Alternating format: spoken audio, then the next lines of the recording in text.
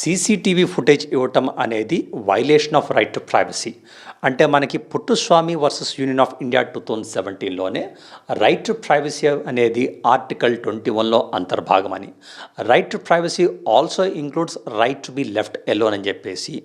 So ఈ lady అలాగే తన ఎలెజ్ లవ్ అఫైర్ ఉన్నటువంటి వ్యక్తి వీళ్ళు కలిసి వెళ్ళటం, ఆ బుకింగ్ డీటెయిల్స్ అవ్వచ్చు లేదా సీసీటీవీ ఫుటేజ్ అవ్వచ్చు, ఇది ఇవ్వాల్సిన అవసరం లేదు, ఇస్తే కనుక అది violation of right to privacy అవుతుందని చెప్పి కోర్టు అభిప్రాయపడింది. పుట్టుస్వామి జడ్జిమెంట్తో పాటు సుప్రీంకోర్టు జోసెఫ్ షైన్ జడ్జిమెంట్ను కూడా ప్రస్తావించడం జరిగింది.